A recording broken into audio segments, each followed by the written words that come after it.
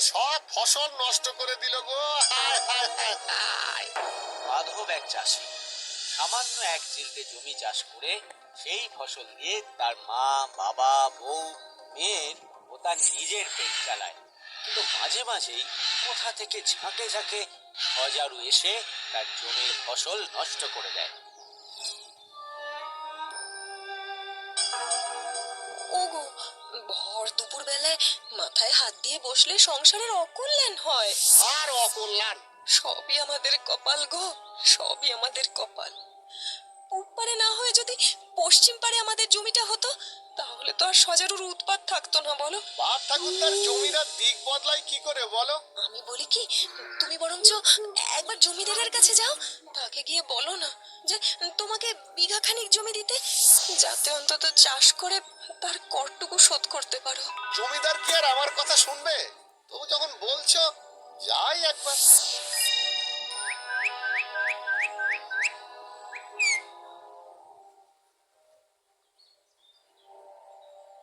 হুজুর। কি ব্যাপার মাধব, দেনা শোধ করতে এলি নাকি? না হুজুর। তবে কি আবার ধার চাইতে এলি? একরকম তাই হুজুর। কিন্তু পুরনো দেনা সুদে আসলে না মেটালে আমি তো আর ধার দেব না। হুজুর, ঠিক এমন নয়। তাতে ফসল যা ফলবে তার 3 ভাগের 1 ভাগ আপনাকেই দিয়ে দেব। বিলের ধারে পতির জমিতে যদি চাষ করতে পারে মন্দ কি? আবার শোন, ওই বিলের ধারে পতির জমি হুজুর? সে নিতে হলে নে, না হলে থাক। না না, ঠিক আছে হুজুর, আমি ওতেই ফসল ফলাবো। তবে হ্যাঁ, জমি বাবদ প্রতি মাসে 4 টাকা করে দিবি। আচ্ছা হুজুর। কোনো লেখাজোকা ছাড়াই মাধব জমিদারের কাছ থেকে পতিত জমি নিয়ে আনন্দে বাড়ি ফিরে আসে। ওমা, খিদে পেয়েছে তো। দিচ্ছি রে বাবা, দিচ্ছি। কি, এই নে, খেয়ে নে। শুধু ফ্যান আর নুন, একটু ভাত দিবি না মা? দেবো তো সোনা, ভাত তো দুপুর বেলায় দেবো। শুনছো, ওই বিলের ধারে 5 বিঘা জমি দিলেন জমিদার বাবু। সে কি গো, ওই বিলের জমি তো পতিত জমি। হ্যাঁ, আর এই জমি বাবদ জমিদারকে মাসে 4 টাকা করে দিতেও হবে। এ তো মরার উপর খাঁড়ার ঘা গো। আর উপায় কি বল? সে যে করেই হোক ওই জমিতে ফসল ফলাতেই। যাবো তোমাদের সাহায্য করতে। যাবি? আমরা তাহলে সবাই মিলে ওই জমিতে সোনা ফলাবো। তাই যেন হয় বউ, তাই যেন। এইভাবে জমি পরিষ্কার করে যখন লাঙল দেবার অবস্থা এলো, তখনই হলো আসল সমস্যা। যাক, এবার থেকে জমিতে লাঙল দিতে পারবি। যাই, অন্যবারের মতো বিলুর কাছ থেকে গরু দুটো চেয়ে আনি গিয়ে। হ্যাঁ, যাও, কাল থেকে তবে লাঙল দেওয়া যাবে। যাও যাও যাও। কিন্তু এবার আর বিলু মাধবকে গরু দিতে রাজি হয় না। না গো দাদা, আগে তোমার 2 কাঠা জমি ছিল তাই দিতাম, কিন্তু এখন ওই 5 বিঘে জমি চাষ করার জন্য আমি আমার গরু দিতে পারবো না গো।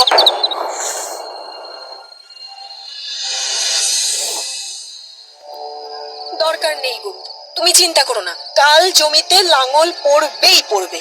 সে কিভাবে? কেন, আমি আছি তো, আমার মেয়ে আছে। তোমরা? হ্যাঁ, আমরা।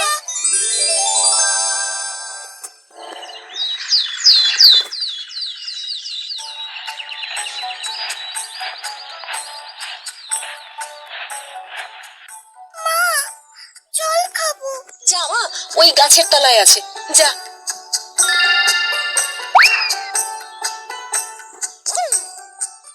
বলি কি, একটু বিশ্রাম নিলে তো পারতিস, যা না গিয়ে একটু বস।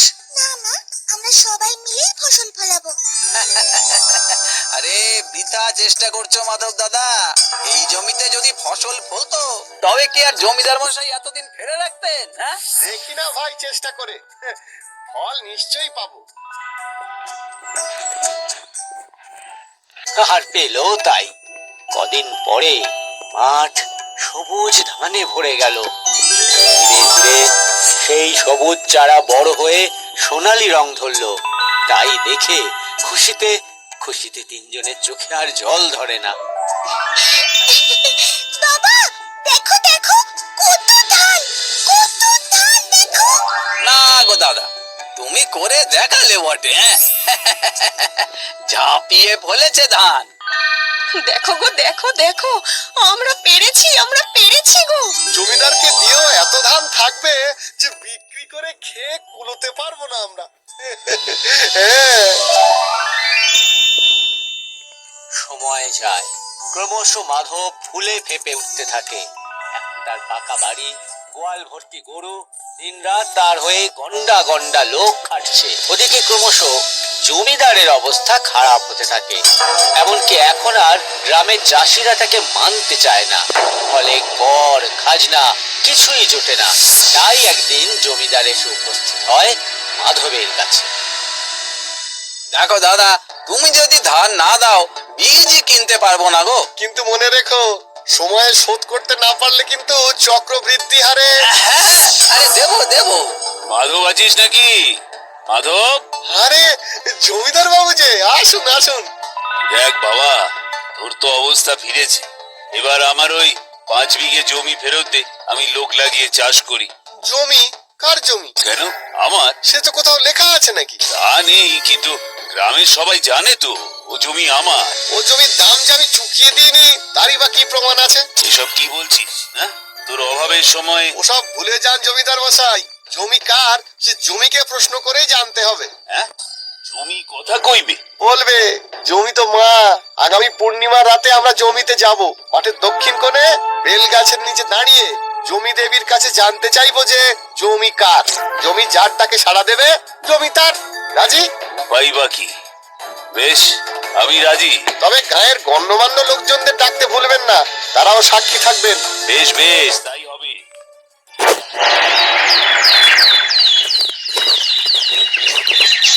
কিরে মা, পারবি তো? পারবো বাবা, পারবো। পূর্ণিমার দিন বেলা বেলি মায়ের সঙ্গে মেয়ে মাঠে চলে যায়। প্রথম প্রহর যেতেই জমিদার সহ গায়ের গণ্যমান্য মানুষরা এসে হাজির হয়। নিন জমিদার মশাই, আপনি আগে বলুন। জমি তুমি কার? সে প্রশ্ন ফাঁকা মাঠে প্রতিধ্বনিত হয়ে ফিরে আসে। জমিদার এবার চিৎকার করে জানতে চায়, জমি তুমি কার? জমি তুমি কার? মাধব, এবার তুই ডাক দেখি। আচ্ছা বেশ। জমি তুমি কার? না না, এ কি? আবার ডাক দেখি। জমি তুমি কার? মাধব ডাকতে থাকে আর প্রতিবারেই উত্তর আসে। আবার ডাকবো জমিদার মশাই? না না না, তার আর দরকার নেই। চলো সবাই চলো। সবাই চলে যেতেই দৌড়ে গর্ত থেকে মেয়েকে তুলতে আসে মাধব ও তার বউ।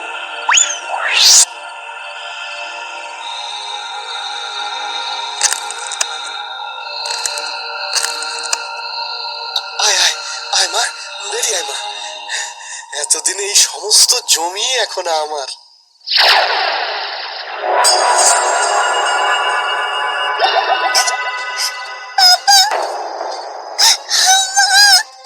আমি সজারু হয়ে গেছি। মাগো, এই দেখো আমার সারা গায়ে কাঁটা। এ কি সর্বনাশ হলো গো? জমির নামে মিথ্যে বলার জন্য জমি দেবীর অভিশাপে আমি সজারু হয়ে গেছি। ওগো জমি যায় যা, আমার মেয়ে তুমি ফিরিয়ে দাও। যেভাবে হোক তুমি আমার মেয়েকে ফিরিয়ে দাও। জমিদার মশাই, জমিদার মশাই, জমিদার মশাই, জমিদার মশাই, ফিরে আসুন। জমিদার সহ সবাই ফিরে আসতেই মাধব আর তার বউ জমিদারের পায়ে পড়ে ক্ষমা চায়। আপনি আমাদের ক্ষমা করে দিন। আমাদের ক্ষমা করুন। আমরা আমরা মিথ্যে বলেছি। এ জমি আপনার। ক্ষমা না করলে যে আমার মেয়ে সাপ মুক্ত হবে না। আহারে বেচারা, কাঁদিস না মাধব, আমি তোদের ক্ষমা করলাম। মা, পাখি, বাবা, আমার পাখি, আমাদের মেয়ে।